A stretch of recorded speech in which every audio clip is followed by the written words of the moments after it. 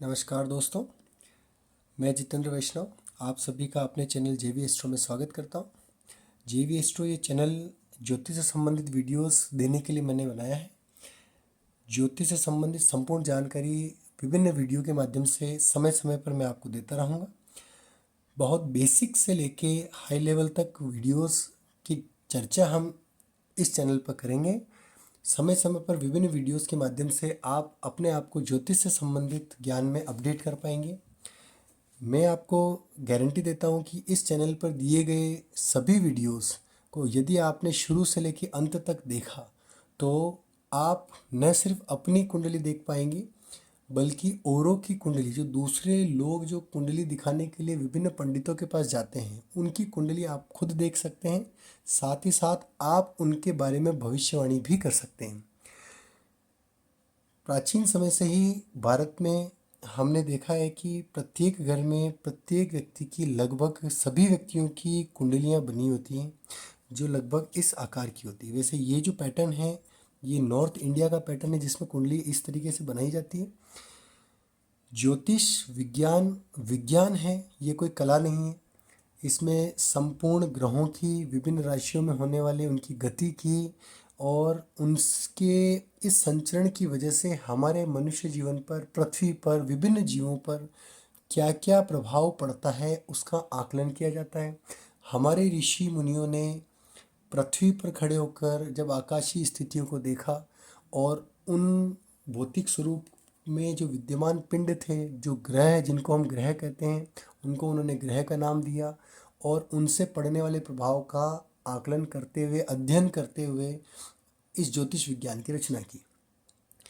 सबसे पहले आप देखें कि कुंडली को सीखने के लिए हमें किन चीज़ों की ज़रूरत होती है, हम उन्हीं चीज़ों से शुरुआत करेंगे और बहुत बेसिक से शुरुआत कर रहे हैं दोस्तों। आशा करता हूँ कि ये वीडियो आपके लिए लाभदायक होगा। अगर मेरे चैनल पर दिया गया कंटेंट, अगर मेरे वीडियोस आपको पसंद आते हैं तो मेरे चैनल को सब्सक्राइब करें और साथ में दिए गए बेल आइकन को दबाएं जिससे मेरे वीडियो समय पर आपको मिलते रहेंगे। आइए इस वीडियो को आगे बढ़ाते हैं। किसी भी कुंडली को पढ़ने के लिए क्या ज़रूरत होती है, बेसिकली यानी आधारभूत उसके क्या क्या टर्म्स होते हैं, सबसे पहले हमें उन्हें जानना जरूरी है। हमने ये बातें सुनी होगी या कभी हम अगर कुंडली दिखाने जाते हैं तो पंडित ये बात करते हैं कि आपका ग्रह नीच का है या आप पर राहु का प्रभाव है या आपका सूर्य उच्च का हो गया, आपके लिए अच्छा होगा, गलत दशा चल रही है, दशा अच्छी चल रही है, वगैरह वगैरह वाली बातें चलती हैं। तो मैं किसी को क्लेम नहीं कर रहा हूँ, लेकिन कई बार पंडित या जो ज्योतिष है वो अधूरे ज्ञान की वजह से आपको भ्रमित भी कर सकते हैं। तो यदि आपको अपनी कुंडली का ज्ञान है तो आप उस भ्रमित अवस्था में नहीं जाएंगे। शुरुआत करते हैं दोस्तों। बेसिक टर्म्स में सबसे पहले किसी भी कुंडली को देखने के लिए चार चीज़ें आती हैं। एक आती है राशि, एक आती है ग्रह, एक आता है भाव और एक आता है नक्षत्र। ये चार बेसिक चीज़ें हैं। अगर हम इन चार चीज़ों के बारे में अच्छे तरीके से समझ जाएं तो आप अपनी कुंडली आज ही इस वीडियो को देखने के बाद पढ़ पाएंगे, इसकी गारंटी मैं आपको देता हूँ। सबसे पहले आइए चलते हैं कि राशियाँ क्या हैं। सबसे पहले आप देखिए, राशियाँ हैं 12। राशियाँ कितनी होती है दोस्तों? 12 होती हैं। ग्रह कितने होते हैं? ग्रह होते हैं 7 और 7 ग्रह प्लस इसमें 2 ग्रह और होते हैं दोस्तों। कुल मिला के 9 ग्रह होते हैं। लेकिन 7 ग्रह मैंने क्यों लिखा है आप अभी देखेंगे इसको। और उसके बाद भाव देखेंगे, 12 भाव होते हैं और नक्षत्र होते हैं 27। इन्हीं की डिटेल आज हम देखेंगे इस वीडियो में। सबसे पहले देखें, हमारे ऋषि मुनियों ने जब पृथ्वी पर खड़े होकर और आकाश को देखा तो आकाश एक वृत्तीय अवस्था में, उनको हम अगर आकाश को देखते हैं तो ग्रह हमको पूर्व से लेके पश्चिम की तरफ जाते हुए नजर आते हैं।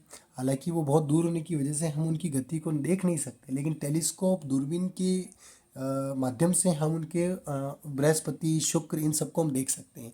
सूर्य और चंद्रमा ऐसे ग्रह हैं जो बिना टेलीस्कोप के भी हम रोज देखते हैं। अब आप देखिए, गणित का एक नियम है कि व्रत की गति को जब अपन एक चक्कर में पूरा करते हैं तो एक चक्कर को पूरा करने में हमें 360 डिग्री लगती है।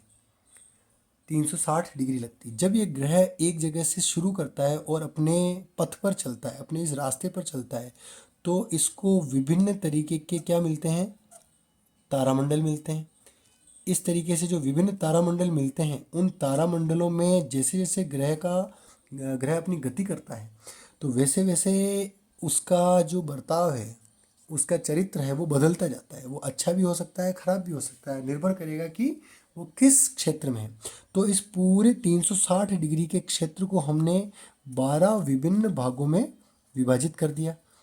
12 विभिन्न विभाजित करने पर एक जो मान आया है वो आया है 30 डिग्री का। तो ये जो पहला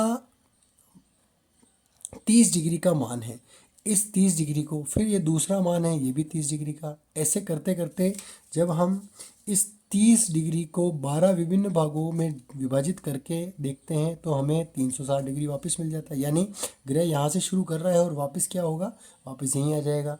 ऐसा करने के लिए उसने 30 डिग्री के अलग अलग 12 भावों में, 12 जगहों पर, 12 नक्षत्र मंडलों में उसने क्या किया, घूमना सुनिश्चित किया।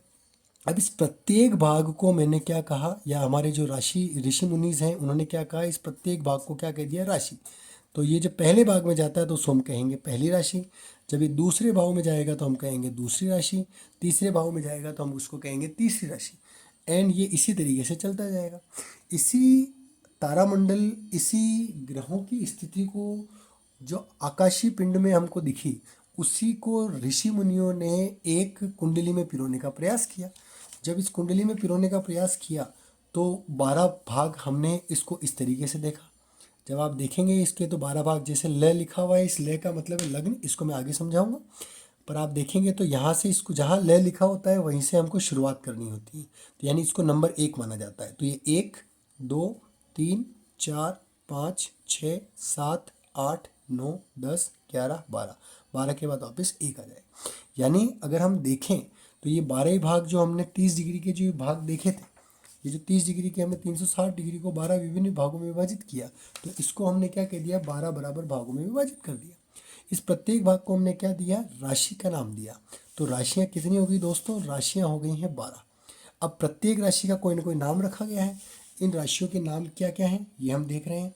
जैसे पहली राशि है, पहली राशि का नाम है मेष, जिसको इंग्लिश में, अंग्रेजी में इसको हम कहते हैं एरीज। दूसरी राशि का नाम है वृषभ, जिसको अंग्रेजी में टॉरस कहते हैं। तीसरी का नाम है मिथुन, जिसको हम जेमिनाई कहते हैं। चौथी राशि का नाम है कर्क, जिसको कैंसर कहते हैं। पांचवी राशि का नाम है सिंह, जिसको हम लियो कहते हैं। छठी राशि का नाम है कन्या, जिसको वर्गो कहते हैं। सातवीं का नाम है तुला, अंग्रेजी में इसको लिब्रा कहते हैं। आठवीं राशि का नाम है वृश्चिक, अंग्रेजी में इसको स्कॉर्पियो कहते हैं। नवीं राशि का नाम है धनु, जिसको हम सेजिटेरियस कहते हैं। 10वीं राशि का नाम है मकर, जिसको हम कैप्रिकॉर्न कहते हैं।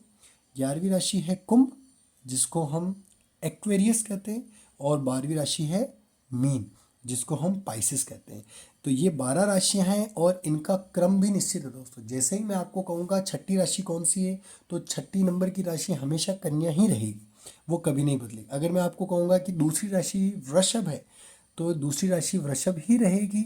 इसका शॉर्ट नाम वृष भी कहा जाता है। वृषभ और वृष एक ही है।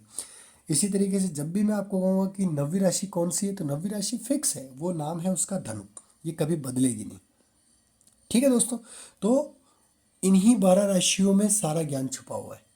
तो इन 12 राशियों को आप बड़ी आसानी से एक दिन के अभ्यास से याद कर सकते हैं। बस ये ध्यान रखेंगे कि इसका क्रम फिक्स है। ऐसा नहीं होगा कि छठी राशि में बोल रहा हूँ आपने बोल दिया मिथुन, नहीं, ऐसा नहीं होगा।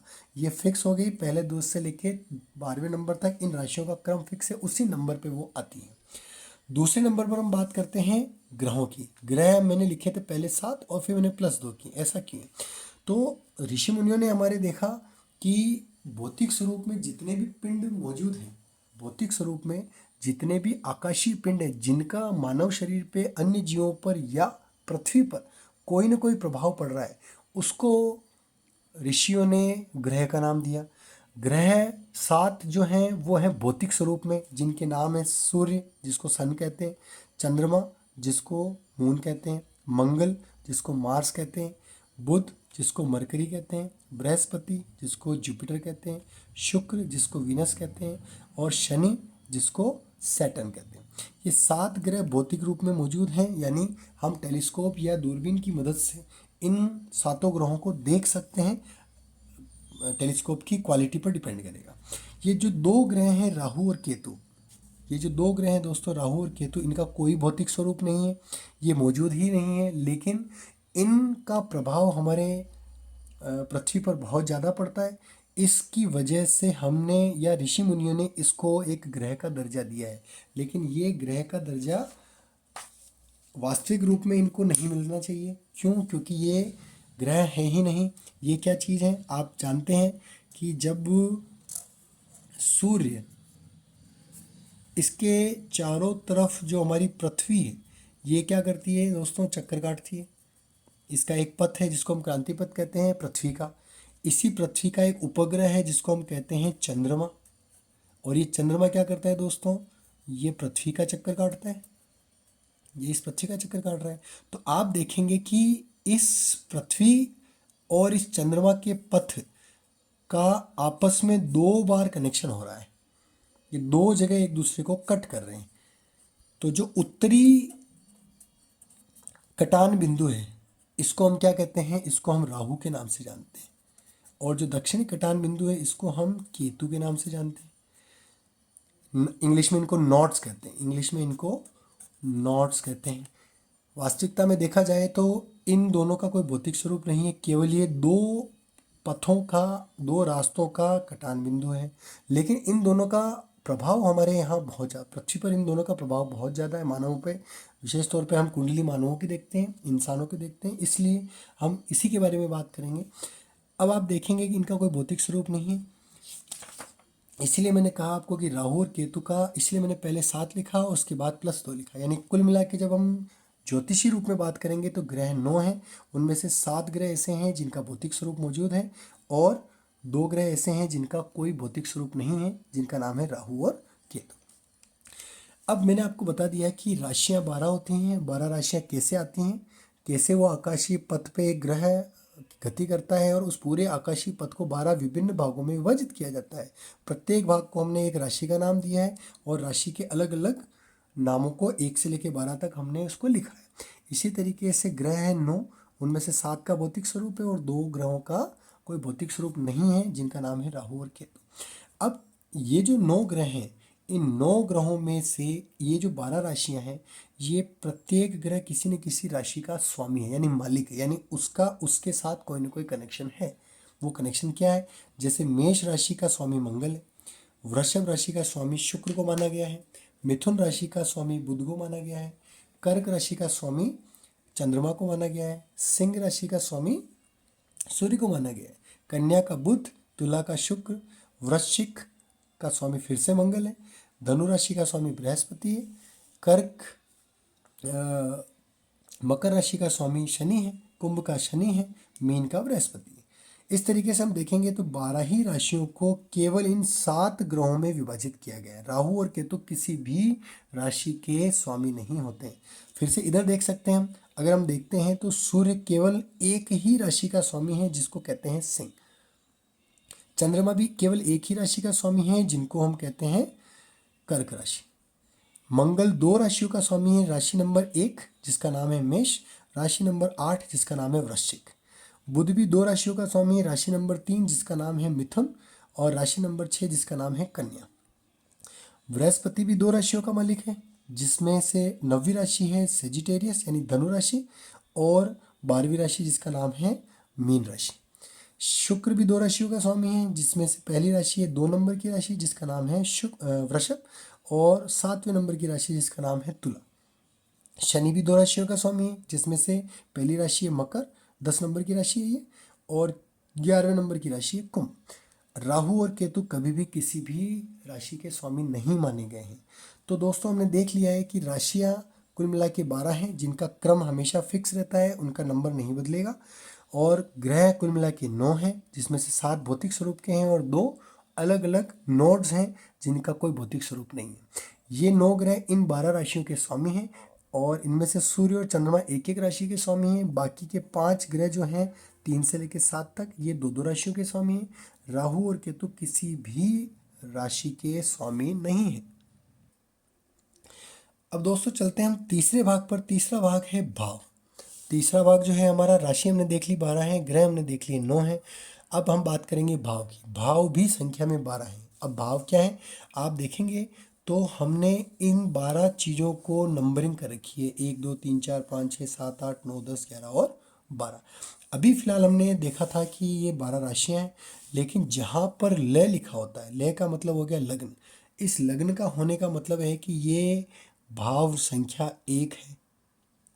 इसको मैं उदाहरण के माध्यम से बताता हूँ अभी आपको। आपकी कुंडली जब आप देखेंगे तो आपकी कुंडली में इस तरीके से संख्या लिखी हुई है। संख्या लिखने का मतलब हो गया है कि आपकी राशि का नंबर लिखा हुआ है। जैसे यहाँ अगर 10 नंबर लिखा है, इसका मतलब है 10 नंबर की राशि है हमारे पास मकर राशि, यानी 10 नंबर की राशि कहाँ है, इस जगह पर है। तो वो जगह के हिसाब से डिसाइड है। अभी फिलहाल हम देख रहे हैं भाव क्या है।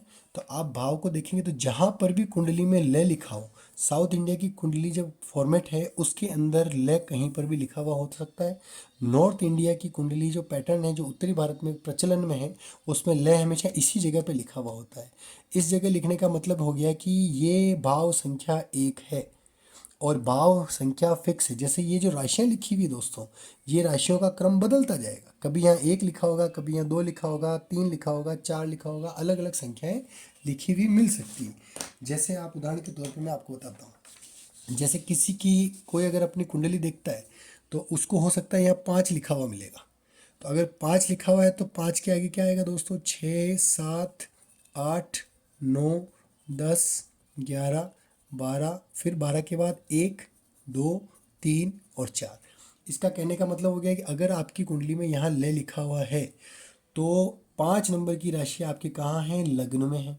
इसको जो लय लिखा है इसका पूरा नाम है लग्न। इसी पर सब कुछ निर्भर करता है। लेकिन ये लग्न का जो शुरुआत है इसका है भाव संख्या 1। ये फिक्स है दोस्तों। ये कहीं लिखा हुआ भी नहीं मिलेगा आपको, किसी कुंडली में ये लिखा हुआ नहीं मिलेगा कि भाव संख्या 1 है, ये लिखा हुआ नहीं मिलेगा। लेकिन हम जहाँ लय लिखा हुआ है उसी को भाव संख्या 1 मानते हैं। अगर ये भाव संख्या 1 है तो ये भाव संख्या 2 होगी, ये भाव संख्या 3 होगी, ये भाव संख्या 4 होगी, भाव संख्या 5 6 7 8 9 10 11 12। यानी ये जो भाव की संख्या है ये फिक्स है, ये कभी भी नहीं बदलती है। बदलता क्या है, राशियाँ बदलती हैं। हो सकता है किसी और की कुंडली जब आप देखें तो किसी और की कुंडली में यहाँ पर 11 नंबर लिखा हुआ हो, तो 11 नंबर अगर यहाँ होगा तो क्या मिलेगा दोस्तों, 11 12, फिर से 1 आएगा, फिर से 2 आएगा, 3 4 5 6 7 8 9 और 10 और फिर से 11 आ जाएगा। इसका मतलब क्या हुआ, इसका मतलब ये हुआ कि 5 नंबर की राशि को जब मैं देखता हूँ दोस्तों, आप राशियों को आप याद रखेंगे, एक ही दिन के अभ्यास से आप इनको याद कर सकते हैं। फिर आप देखें अगर 5 नंबर की राशि पड़ी, जो नंबर लिखा है वो राशि का नंबर है।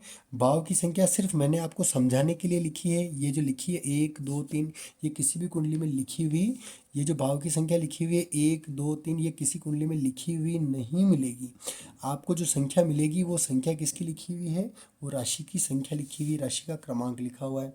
तो अब आप देखेंगे इस केस में कि अगर यहाँ पर आपको 5 नंबर लिखा है तो 5 नंबर कौन सी राशि होगी दोस्तों, सिंह। तो मैं कहूँगा कि ये जो कुंडली है वो सिंह लग्न की कुंडली है, क्योंकि 5 नंबर की राशि कहाँ पर बैठी है, लग्न में बैठी है। तो सिंह लग्न की कुंडली हो गई। सिंह लग्न का मालिक कौन है, सूर्य है। अगर मैं देखता हूँ कि ये जो लिखा हुआ है 4 नंबर, तो 4 नंबर की राशि कौन सी होगी दोस्तों, कर्क राशि होगी।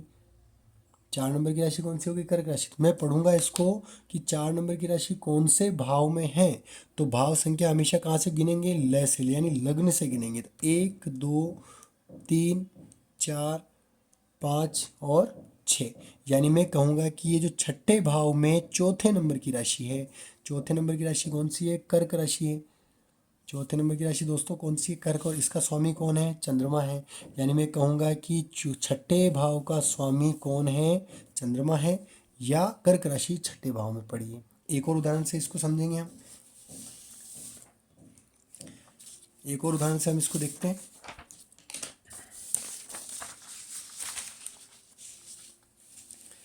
यदि यहाँ पर लग्न लिखा हुआ है यदि यहाँ पर लग्न लिखा हुआ है,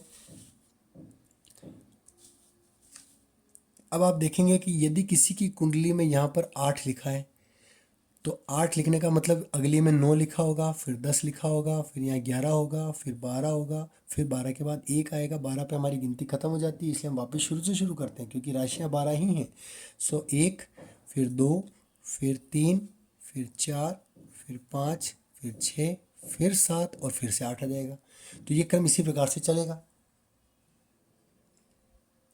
अब अगर मैं बात करूं कि ये जो 2 नंबर की राशि है, तो ये क्रमांक जो लिखा हुआ है ये राशियों का है। मैं बार बार आपको बता रहा हूँ कि ये नंबर जो भी लिखे हुए हैं ये क्या है, ये राशियों के क्रमांक हैं, ये राशियों के क्रमांक है दोस्तों।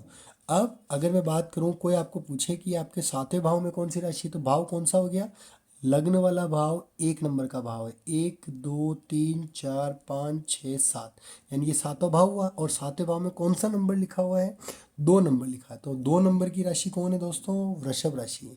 तो मैं कहूँगा कि 7वें भाव में ये जो इलाका है, ये जो क्षेत्र है, ये जो एरिया है, ये 7वें भाव का एरिया है।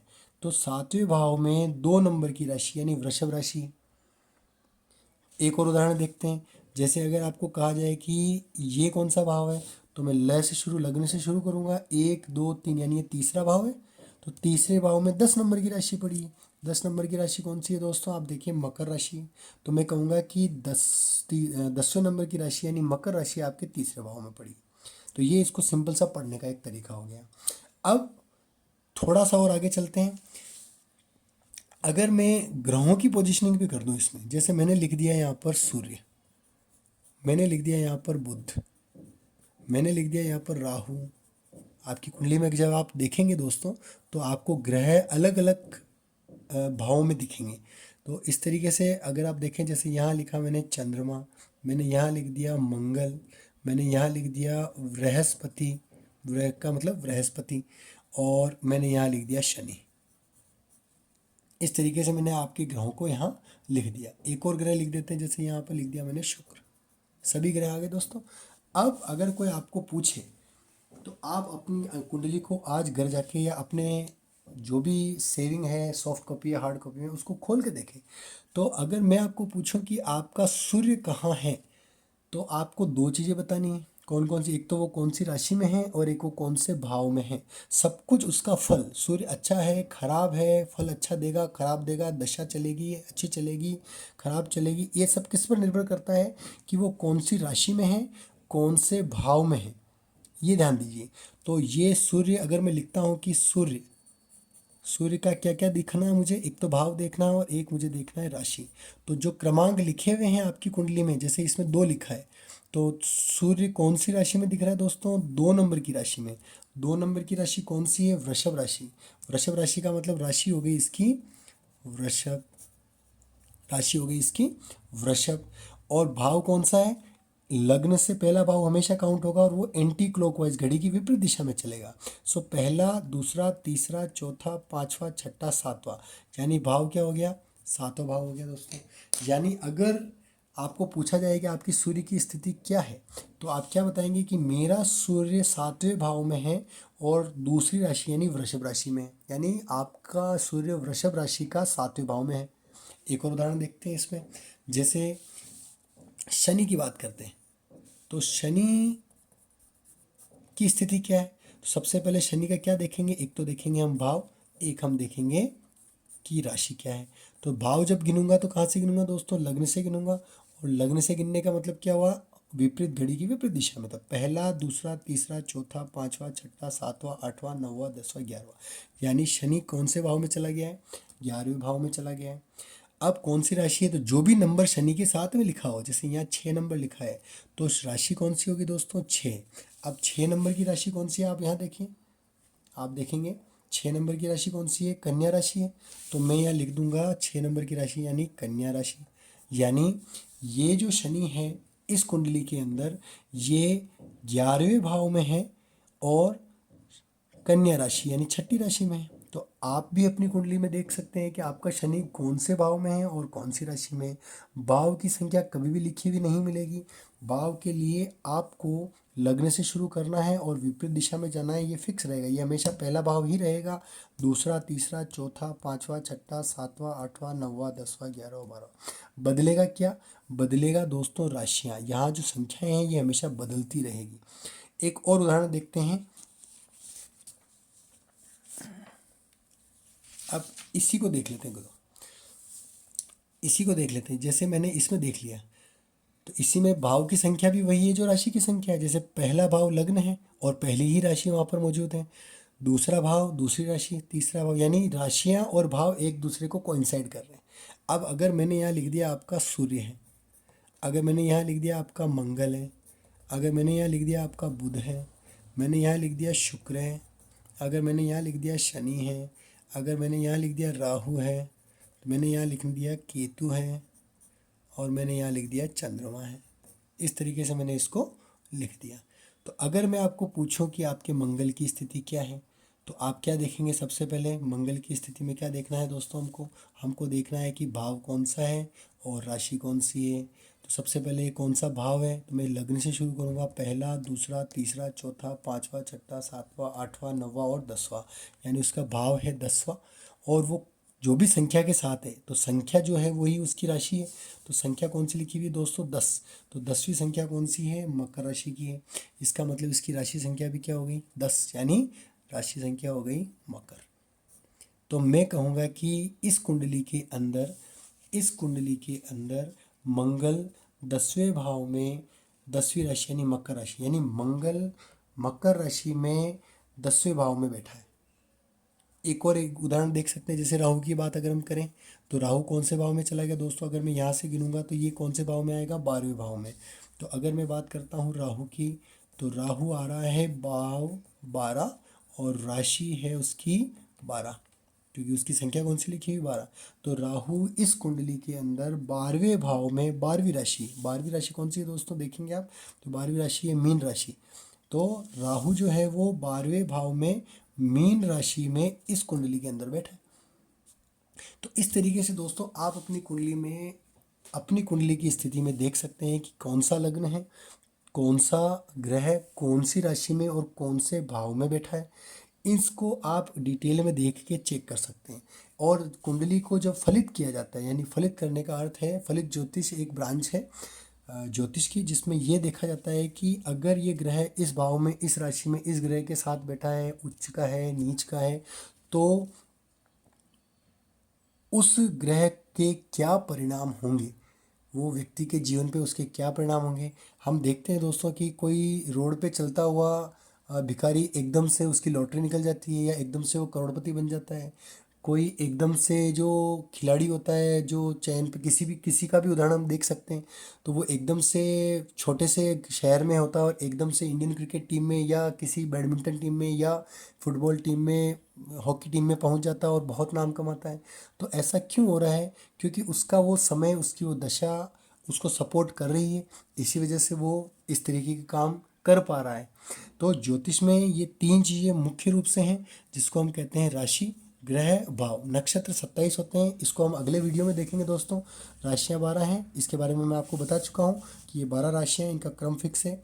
इसमें से प्रत्येक राशि का कोई न कोई स्वामी है, और प्रत्येक जो ग्रह है वो किसी न किसी राशि का स्वामी है, राहु और केतु को छोड़ के। राहु और केतु जो है वो भौतिक स्वरूप में ग्रह नहीं है। इसकी विभिन्न कहानियां हैं जो अपने पुराणों में लिखी हुई हैं, उसको भी हम समय समय पर डिस्कस करेंगे। जब हम राहु और केतु की बात करेंगे तो हम इससे संबंधित कहानियां भी देखेंगे। भाव हमने देखे दोस्तों कि भाव 12 हैं, और ये 12 ही भाव जो हैं वो फिक्स रहते हैं, इस कुंडली में कभी नहीं बदलते। बदलता क्या है दोस्तों? ग्रह बदलते हैं। ग्रह हमेशा चलेंगे तो वो उल्टी दिशा में चलेंगे, ये भी हम देखेंगे बाद में। और भाव फिक्स हैं। भाव का संख्या 1 जो है, जहाँ पर लग्न लिखा है वो भाव संख्या हमेशा 1 कहलाएगा। उसी के आगे भाव संख्या 2, 3, 4, 5 और इस तरीके से आगे बढ़ के 12वें भाव पे खत्म होगा। तो आशा करता हूँ दोस्तों कि आपको इस वीडियो में दी गई जानकारी पसंद आएगी। मेरे चैनल को सब्सक्राइब करना ना भूलें। अगले वीडियो में हम ज्योतिष से संबंधित और कुछ बात करेंगे, नक्षत्रों की हम बात जरूर करेंगे। Thank you.